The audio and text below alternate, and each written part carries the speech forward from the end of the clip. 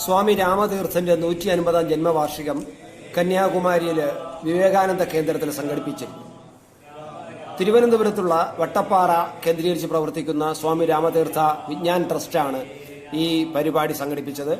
കുറേ കാലമായിട്ട് സ്വാമി രാമതീർത്ഥന്റെ ആദർശങ്ങളെയും തത്വങ്ങളെയും ചിന്തകളെയും ജനങ്ങളിലെത്തിക്കാൻ വേണ്ടി ശ്രമിച്ചുകൊണ്ടിരിക്കുന്ന ഒരു സ്ഥാപനമാണ്, ഒരു ട്രസ്റ്റാണ് സ്വാമി രാമതീർത്ഥ വിജ്ഞാൻ ട്രസ്റ്റ് വട്ടപ്പാറ കേന്ദ്രീകരിച്ച് പ്രവർത്തിക്കുന്നത്.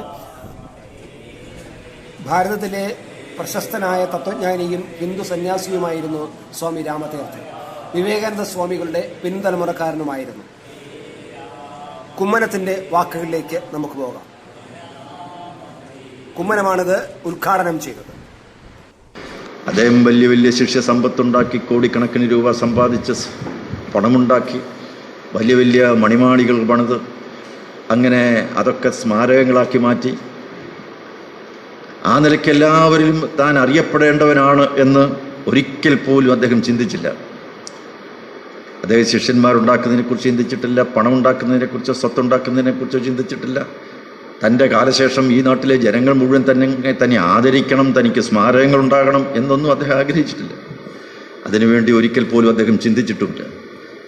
അതുകൊണ്ട് അദ്ദേഹത്തെക്കുറിച്ചുള്ള ശേഷിപ്പുകൾ നമുക്ക് കാണാൻ കഴിയുന്നില്ലായിരിക്കാം. പക്ഷേ ഒരു മഹാത്മാവ് ജീവിക്കുന്നത് ഹൃദയങ്ങളിലാണ്, ജനങ്ങളുടെ ഹൃദയങ്ങളിലാണ്. അത് ജീവിച്ചുകൊള്ളും. കാരണം അവർ സത്യമാണ്. ആ സത്യം ഒരിക്കലും നശിക്കുന്നതല്ല. അതിനെ മായ്ക്കാൻ, അതിനെ തൂത്തുകളയാൻ ആരെക്കൊണ്ട് സാധ്യമല്ല. അത് സമൂഹം സ്വീകരിക്കും, വരും കാലങ്ങളിൽ സ്വീകരിക്കും. ഇപ്പോൾ ഇവിടെ 150-ാം വാർഷികാഘോഷം, അദ്ദേഹത്തിൻ്റെ ജന്മദിനം വേണ്ട വിധത്തിൽ അത് കൊണ്ടാടാൻ ചടങ്ങുകൾ സംഘടിപ്പിക്കാൻ ഇപ്പോൾ ഈ കന്യാകുമാരിയിൽ ഇവിടെ വെച്ച് വളരെ കുറച്ചാളുകളെ അതിന് തയ്യാറായിട്ടുള്ളൂ. എങ്കിൽ പോലും അത് വീണ്ടും അത് 10, 20, 200, 2 ലക്ഷവുമായി മാറും. കാരണം സ്വാമി രാമതീർത്ഥനെ തമസ്കരിക്കാൻ ആർക്കും കാര്യം തമസ്കരിക്കാൻ പറ്റില്ല. കാരണം അത് വെളിച്ചമാണ്. വെളിച്ചത്തെ എങ്ങനെ തമസ്കരിക്കാം? അത് ഇരുട്ടല്ല പകർന്നു കൊടുത്തത് സത്യമാണ്, വെളിച്ചമാണ്. അതുകൊണ്ട് ആർക്കും അവഗണിക്കാനാവില്ല, ആർക്കും പുറന്തള്ളിക്കളയാനാവില്ല, ആർക്കും അതിനെ തമസ്കരിക്കാനും സാധ്യമല്ല. വാസ്തവത്തിൽ അദ്ദേഹം ജനിച്ച് വളർന്നത് തന്നെ ഒരു പ്രതികൂല സാഹചര്യത്തിലാണ്. അമ്മ മരിച്ചു, ചെറുപ്പത്തിൽ തന്നെ അമ്മ മരിക്കും. കുഞ്ഞായിരിക്കുമ്പോൾ തന്നെ പ്രതികൂല സാഹചര്യത്തോടാണ്. പട്ടിണിയും പരിവട്ടവും എന്താണ് എന്ന് കുടുംബത്തിൽ വളരെ വ്യക്തമായി ഒരു കുഞ്ഞായിരിക്കുമ്പോൾ തന്നെ ബോധ്യപ്പെട്ടിട്ടുണ്ട്. പക്ഷേ ആ പ്രതികൂല സാഹചര്യങ്ങളോട് മല്ലിട്ട്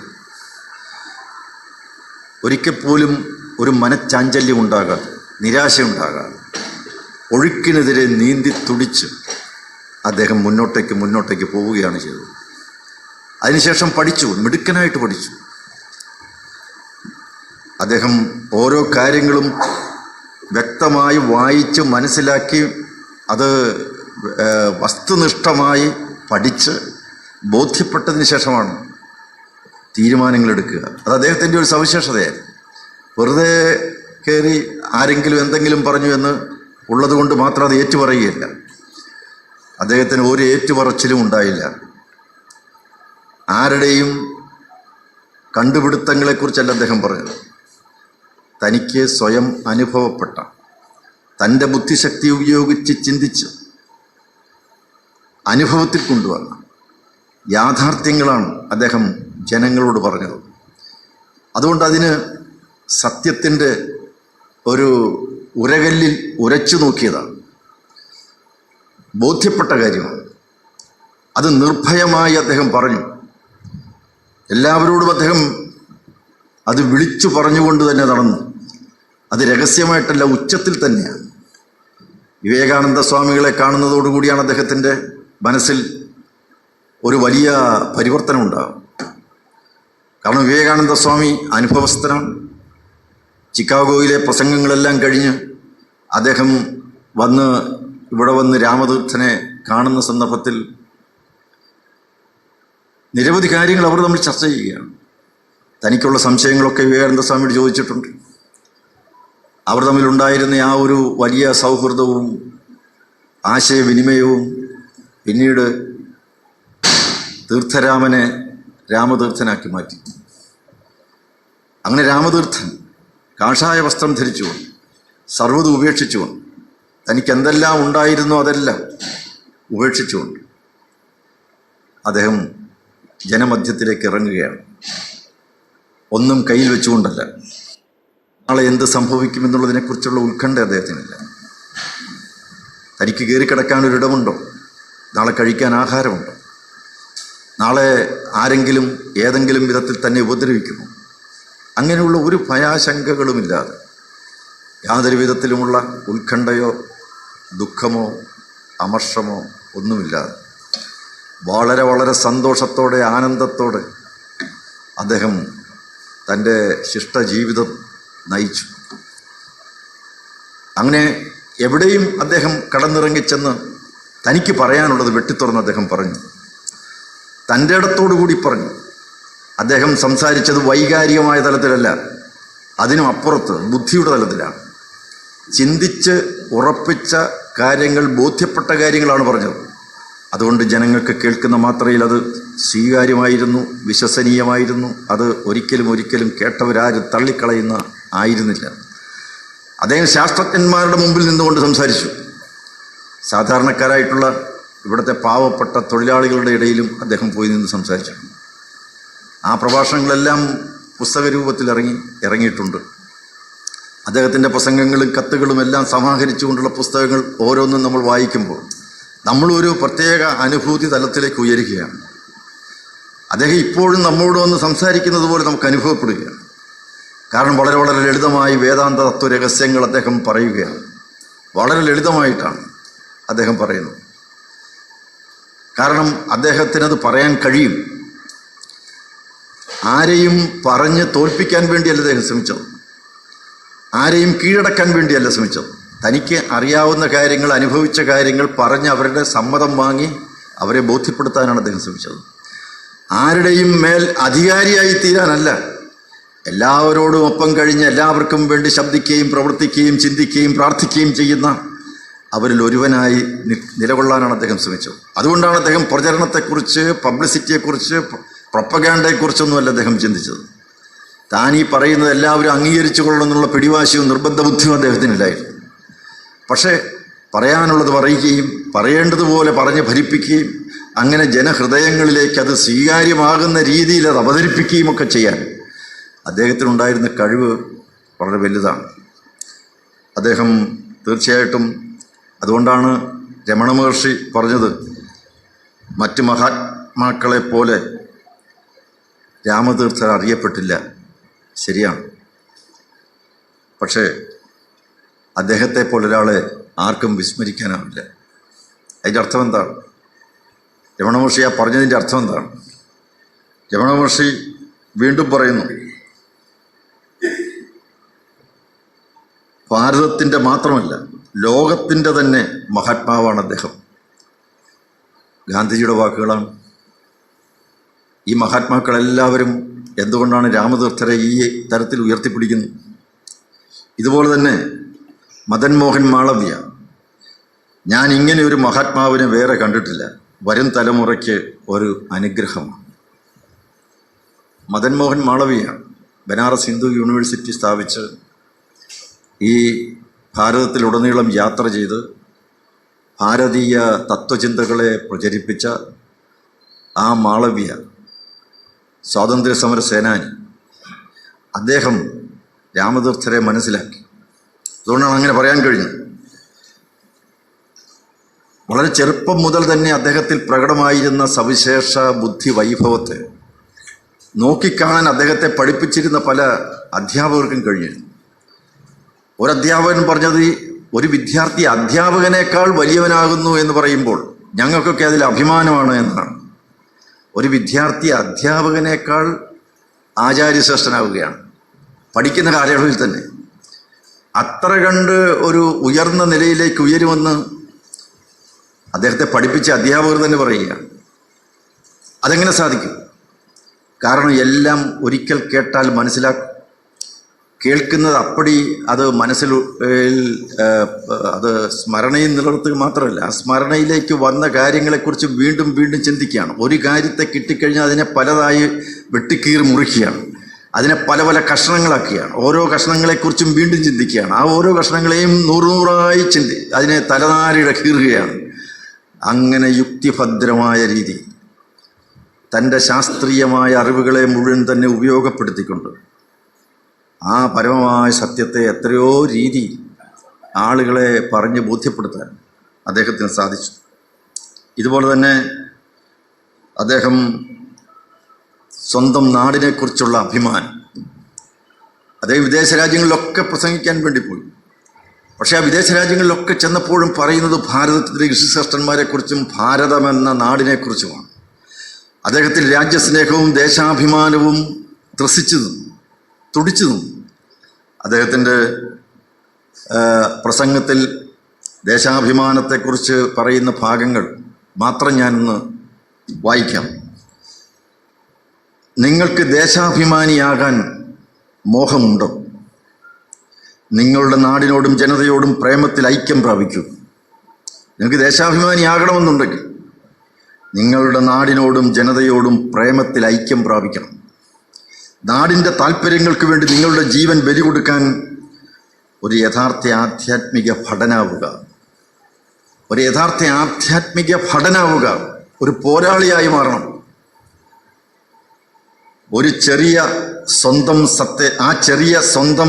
സത്തയെ ഇല്ലായ്മ ചെയ്തു രാജ്യം മുഴുവനായിത്തീരുക. നിങ്ങളുടെ വ്യക്തിപരമായ സ്വാർത്ഥപരമായ ആ വ്യക്തിത്വത്തിൻ്റെ വെറും പരിമിതമായ വൃത്തത്തിൽ നിന്നും ഉയർന്ന് നിങ്ങൾ തന്നെ സ്വയം രാഷ്ട്രമായി മാറും എന്നാണ് അദ്ദേഹം പറയുന്നത്. ഞാൻ ഇന്ത്യ, മുഴുവൻ ഇന്ത്യ എന്ന് ധ്യാനിക്കുക. എത്ര ശ്രേഷ്ഠപരമായ സങ്കല്പമാണ്. നിങ്ങൾ ധ്യാനിക്കും, ഞാൻ ഇന്ത്യ, ഭാരതമാണ്, മുഴുവൻ ഇന്ത്യയാണ് ഞാൻ. ഒരു വലിയ രാഷ്ട്രത്തെ സ്വന്തം വ്യക്തിത്വത്തിലേക്ക് കൊണ്ടുവരികയും സ്വന്തം വ്യക്തിത്വം ഒരു രാഷ്ട്രമായി മാറുകയും ചെയ്യുന്ന ദേശാഭിമാനത്തിൻ്റെ എത്രയോ വ്യക്തമായ നിർവചനമാണ് അദ്ദേഹം നൽകുക. കന്യാകുമാരി എൻ്റെ പാദങ്ങൾ, ഹിമാലയം എൻ്റെ ശിരസ്, എൻ്റെ ജടകളിൽ നിന്നും ഗംഗ പ്രവഹിക്കുന്നു, എൻ്റെ തലയിൽ നിന്ന് ബ്രഹ്മപുത്ര ഒഴുകുന്നു, സിന്ധു പ്രവഹിക്കുകയാണ്, വിന്ധ്യാചലം എൻ്റെ അരയ്ക്ക് ചുറ്റുമാണ്. കണ്ട, ഒരു വ്യക്തി, ഒരു പൗരൻ, അയാൾ രാഷ്ട്രത്തോളം ഉയരുകയാണ് എന്ന് പറഞ്ഞാൽ വ്യക്തിപരമായ സ്വാർത്ഥപരമായ ലൗകികമായ ആ കെട്ടുപാടുകളിൽ നിന്നും ഉയർന്നു അതിൻ്റെ പരിധികളിൽ നിന്നും പരിമിതികളിൽ നിന്നും ഒക്കെ മാറി അതിൻ്റെ ചങ്ങലക്കെട്ടുകൾ പൊട്ടിച്ചെറിഞ്ഞ് അതിൻ്റെ കൽമതിലുകളെല്ലാം തകർത്ത് ഒരു രാഷ്ട്രത്തോളം ഉയരണം. ഇതാണ് യഥാർത്ഥമായ ദേശാഭിമാനം. അദ്ദേഹം വീണ്ടും പറയുന്നു, ഞാൻ മുഴുവൻ ഭാരതം, ഞാൻ മുഴുവൻ ഭാരതം. എൻ്റെ ആഭ്യന്തര ചൈതന്യം സർവത്തിൻ്റെയും ആത്മാവാണ്. ഞാൻ ഭാരതമാണ്, ഞാൻ ശങ്കരനാണ്, ഞാൻ ശിവനാണ്. ഇതാണ് ദേശാഭിമാനത്തിൻ്റെ സർവോച്ഛമായ അനുഭവം. ഇതാണ് പ്രായോഗിക വേദാന്തം. ഇതാണ് അദ്ദേഹത്തിൻ്റെ ദേശാഭിമാനത്തെക്കുറിച്ചുള്ള കാഴ്ചപ്പാട്. അദ്ദേഹത്തിൻ്റെ സിരകളിൽ ഒഴുകുന്ന രക്തത്തുള്ളികളിൽ പോലും ദേശാഭിമാനം ത്രസിച്ചു, തുടിച്ചു. അദ്ദേഹത്തിൻ്റെ ഓരോ വാക്കുകളിലും സ്വന്തം നാടിനെക്കുറിച്ചും ജനങ്ങളെക്കുറിച്ചുമായിരുന്നു. വ്യക്തിപരമായ ഒരു കാര്യത്തെക്കുറിച്ചും അദ്ദേഹം സംസാരിച്ചിട്ടില്ല, ആവശ്യപ്പെട്ടിട്ടില്ല. വെറും ആ കാഷായ വസ്ത്രം മാത്രം കയ്യിൽ പിടിച്ചു ഒരു തുണിസഞ്ചിയുമായി ഈ ലോകത്തെമ്പാടും ചുറ്റി സഞ്ചരിച്ചു. ഏത് പ്രതികൂല സാഹചര്യങ്ങളിലും മുട്ടുമടക്കാതെ നെഞ്ച് നിവർത്തി അവിടെയെല്ലാം സനാതന ധർമ്മത്തിൻ്റെ വിജയ വൈജയന്തി പാറിപ്പറപ്പിച്ചുകൊണ്ട് മുന്നോട്ടേക്ക് നീങ്ങിയ ത്യാഗി വര്യനായിരുന്നു രാമതീർത്ഥർ. അദ്ദേഹത്തെക്കുറിച്ച് കൂടുതലായിട്ട് വേറെ പറയേണ്ട കാര്യം. മറ്റൊന്ന്, അദ്ദേഹത്തിന് ആധ്യാത്മികതയെക്കുറിച്ചുള്ള കാഴ്ചപ്പാടുണ്ടായിരുന്നു.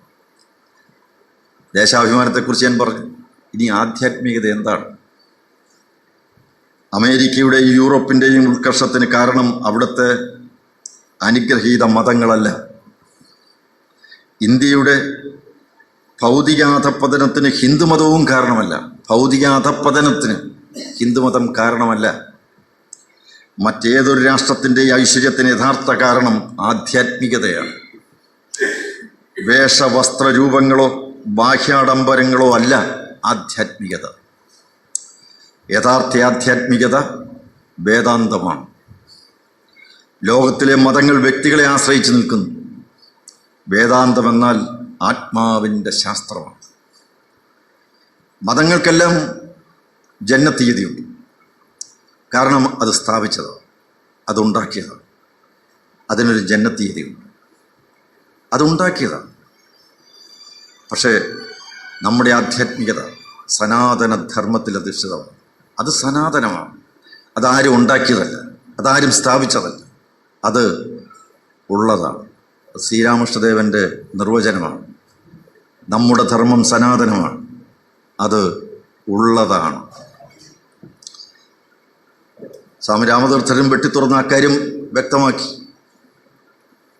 അതുപോലെ ഈ രാഷ്ട്രത്തെക്കുറിച്ചും ആധ്യാത്മികതയെക്കുറിച്ചും ഒക്കെയുള്ള അദ്ദേഹത്തിൻ്റെ സങ്കല്പം പോലെ തന്നെ അദ്ദേഹം അമ്മ എന്ന സങ്കല്പത്തെക്കുറിച്ച്, അമ്മ, ഭാരതീയ ഭാഷകളിൽ അമ്മ എന്ന ശബ്ദം ഏറ്റവും പ്രിയതമമാണ്. ഒരിക്കൽ വിവേകാനന്ദ സ്വാമികളോട് ചോദിച്ചു. ചിക്കാഗോയിലെ പ്രസംഗത്തിന് ശേഷം അദ്ദേഹം പുറത്തേക്ക് ഇറങ്ങിയപ്പോൾ പത്രലേഖകർ അദ്ദേഹത്തെ വളഞ്ഞ് അദ്ദേഹത്തോട് ചോദിച്ചു, നിങ്ങൾ ഈ ഭാരതീയ സംസ്കാരത്തെക്കുറിച്ചൊക്കെ ഇത്രയധികം ദീർഘമായ പ്രസംഗങ്ങൾ നടത്തുന്നത് ഞങ്ങൾ കേട്ടു. വളരെ ചുരുക്കി നിങ്ങൾക്ക് പറയാമോ, എന്താണ് ഈ ഭാരതീയ ധർമ്മത്തിൻ്റെ പ്രത്യേകത? അദ്ദേഹം പറഞ്ഞു, നിങ്ങളുടെ നാട്ടിൽ, നിങ്ങളുടെ ഈ പാശ്ചാത്യ രാജ്യത്ത് സ്ത്രീകളിൽ നിങ്ങൾക്ക് ഒരാൾ മാത്രമേ അമ്മയായിട്ടുള്ളൂ. ബാക്കിയുള്ളവരെല്ലാം നിങ്ങൾക്ക് ഭാര്യമാരാണ്. ഞങ്ങളുടെ നാട്ടിൽ ഞങ്ങൾക്ക് സ്ത്രീകളിൽ ഒരാൾ മാത്രമാണ് ഭാര്യയായിട്ടുള്ളത്. ബാക്കിയുള്ളവരെല്ലാം ഞങ്ങൾക്ക് അമ്മമാരാണ്. അമ്മ അമ്മ എന്നാണ് ഏത് പേരിനോട്. ഒരു കൊച്ചു കുഞ്ഞിനെ പോലും കുഞ്ഞമ്മയെ എന്നാണ് വിളിക്കുന്നത്. തങ്കമ്മ, സുമതിക്കുട്ടിയമ്മ, കല്യാണിക്കുട്ടിയമ്മ. ഒരു കൊച്ചുകുട്ടിയുടെ പേര് പോലും കല്യാണിക്കുട്ടി എന്നാണ്. കുട്ടി അമ്മയെ എന്നാണ് വിളിക്കുന്നത്. എന്നാലും സമാധാനം വരുള്ളൂ. ആ കുട്ടിയൊക്കെ ഒരു കുട്ടിയമ്മേ എന്ന് വിളിക്കുമ്പോഴേ കൊച്ചു കുട്ടിയാണ്, എന്നാലും അമ്മ അമ്മ എന്ന സങ്കല്പമാണ്. സ്വാമി രാമതീർത്ഥരും പറയുന്നത് തന്നെയാണ്. ഭാരതീയ ഭാഷകളിൽ അമ്മ എന്ന ശബ്ദം ഏറ്റവും പ്രിയതമമാണ്. മാതാജി അനുഗ്രഹീത ദൈവമാണ്, ഏറ്റവും പ്രിയപ്പെട്ട ദൈവം. അസഹ്യവേദന അനുഭവപ്പെടുമ്പോൾ വിളിക്കുന്നത് അമ്മേ അമ്മേ എന്നാണ്. ഒരു ഹിന്ദുവിൻ്റെ ഹൃദയത്തിൻ്റെ അടിത്തട്ടിൽ നിന്ന് ഉത്ഭവിക്കുന്ന ശബ്ദം അമ്മ എന്നാണ്. ഇന്ന് സ്ത്രീപീഡനങ്ങൾ നടന്നുകൊണ്ടിരിക്കുന്നൊരു കാലമാണ്. കഴിഞ്ഞ ഒരു വർഷം മാത്രം 11,000-ൽ പരം സ്ത്രീകളാണ് പീഡിപ്പിക്കപ്പെട്ടത് കേരളത്തിൽ. ഇന്നത്തെ പത്രം ഞാൻ വെറുതെ ഒന്ന് വായിച്ചു നോക്കിയപ്പോൾ 7 സ്ഥലങ്ങളിലാണ് സ്ത്രീകളെ പീഡിപ്പിക്കപ്പെട്ട സംഭവം. കൊല്ലുന്നു, കഴുത്തറക്കുന്നു, എന്തെല്ലാമാണ്. സ്ത്രീപീഡനങ്ങൾ വർദ്ധിച്ചു വരികയാണ്. ആ ഒരു കാലത്ത് സ്വാമി രാമതീർത്ഥർ അമ്മ എന്ന സങ്കല്പത്തെക്കുറിച്ച് പറഞ്ഞത് നമുക്ക് ഓർക്കേണ്ടത്. അമ്മ അമ്മ എങ്ങനെ സ്ത്രീകളെ പീഡിപ്പിക്കാൻ നമുക്ക് തോന്നുന്നു? കാരണം ഇത് സ്ത്രീകളെ വെറും ഭൗതിക വസ്തുക്കളായി കാണുന്നവരുണ്ടാവാം, അല്ലെങ്കിൽ അബലകളായ ദുർബലരായിട്ടുള്ളവരാണ് അവർ എന്ന് കണ്ടതുകൊണ്ടാവാം, അല്ലെങ്കിൽ പുരുഷാധിപത്യത്തിൻ്റെ മേൽക്കോയ്മയുടെ ദണ്ഡു കയ്യിൽ പിടിച്ചുകൊണ്ട് അഹങ്കരിച്ച് നടക്കുന്നവരുടെ താണ്ഡവമാവാം, എന്തുകൊണ്ടുമാണ്. പക്ഷേ നമ്മെ സംബന്ധിച്ചിടത്തോളം നമ്മുടെ പാരമ്പര്യവും പൈതൃകവും ധർമ്മവും സംസ്കാരം അമ്മയിലധിഷ്ഠിതമാണ്. അമ്മ സെൻട്രിക്കാണ്, അമ്മ കേന്ദ്രീകൃതമാണ്. അത് മറന്നുപോകുന്നത് കൊണ്ടാണ് ഇത് സംഭവിക്കുന്നത്. അതുകൊണ്ട് അദ്ദേഹത്തിൻ്റെ പ്രസംഗങ്ങളിൽ ഞാനതിൽ വളരെ ചുരുക്കം 4-5 വാചകം മാത്രമേ എടുത്തുള്ളൂ. അദ്ദേഹത്തിൻ്റെ ആ പുസ്തകം, പ്രസംഗങ്ങളും കത്തുകളും എല്ലാം വായിക്കുമ്പോൾ ഉടനീളം അദ്ദേഹം ഈ കാര്യം പറയാറുണ്ട്. അതുപോലെ തന്നെ ജാതി ചിന്തയ്ക്കെതിരായിട്ടുള്ള അദ്ദേഹത്തിൻ്റെ നിലപാട് യാതൊരു വിട്ടുവീഴ്ചയും ഇല്ലാത്ത, സന്ധിയില്ലാത്ത ഉറച്ച നിലപാട്. ജാതി വിദ്വേഷത്തിനെതിരെ, അസമത്വത്തിനെതിരെ, ഈ തിന്മകൾക്കെതിരെ, സാമൂഹ്യ തിന്മകൾക്കെതിരെ, സാമൂഹ്യ വിപത്തുകൾക്കെതിരെ, സാമൂഹ്യ അസമത്വത്തിനെതിരെ ഒക്കെയുള്ള അദ്ദേഹത്തിൻ്റെ നിരന്തരമായ പോരാട്ടം നമുക്ക് ഒരിക്കലും വിസ്മരിക്കാനാണ്. ഉറച്ച നിലപാടായിരുന്നു. ഈ ജാതി മേൽക്കോയ്മയും അതുമെല്ലാം വെച്ച് പുലർത്തിക്കൊണ്ട്, അയിത്തവും അനാചാരവും അസ്പൃശ്യതയും അന്ധവിശ്വാസങ്ങളും വെച്ച് പുലർത്തിക്കൊണ്ട് ജനമനസ്സുകളിൽ ഭിത്തികൾ കെട്ടുന്ന, വരമ്പുകൾ ഉണ്ടാക്കി, വേർതിരിക്കുന്ന വേലിക്കെട്ടുകൾ ഉണ്ടാക്കി, മനുഷ്യനും തമ്മിൽ ഒക്കെ ഭിന്നിപ്പുണ്ടാക്കുന്ന ദുഷ്പ്രവണതകളെ ചെറുത്ത് തോൽപ്പിക്കാൻ നിരന്തരമായ ശ്രമം നടത്തിയിട്ടുള്ള ഒരു സാമൂഹ്യ പരിഷ്കർത്താവ് കൂടിയായിരുന്നു അദ്ദേഹം. അതുകൊണ്ട് അദ്ദേഹം സാമൂഹ്യ നവോത്ഥാന നായകൻ കൂടിയാണ്. ആ നിലയ്ക്കും അദ്ദേഹത്തെ നമ്മൾ കാണേണ്ടതാണ്. അതുപോലെ തന്നെ നമ്മുടെ ധർമാചരണത്തിൽ സയൻസ് ആൻഡ് ടെക്നോളജിയുടെ പ്രാധാന്യം, ശാസ്ത്രവും സാങ്കേതിക വിദ്യയും ഉപയോഗപ്പെടുത്തിക്കൊണ്ട് ഓരോന്നിനെ നോക്കിക്കാണണമെന്നുള്ള അദ്ദേഹത്തിൻ്റെ നിലപാട്, അതും ഇക്കാലത്ത് വളരെ പ്രസക്തമാണ്. ഓരോ വ്യക്തികളും മാറുന്നതിലൂടെ മാത്രമേ നമ്മുടെ സമൂഹത്തിൽ മാറ്റമുണ്ടാകൂ എന്ന് ഉറച്ചു വിശ്വസിച്ചയാളാണ്. ഓരോ വ്യക്തിയുമാണ് ആദ്യം നന്നാവേണ്ടത്, അല്ലാതെ നാട് നന്നാവില്ല. നാട് നന്നാക്കാൻ ഭരണഘടന ഭേദഗതി ചെയ്തുകൊണ്ട് നാട് നന്നാവില്ല. അല്ലെങ്കിൽ ആക്റ്റുകൾ പാസ്സാക്കിക്കൊണ്ട്, ഓർഡിനൻസുകൾ പാസ്സാക്കിക്കൊണ്ടൊന്നും മനുഷ്യനെ നന്നാക്കാനാവില്ല.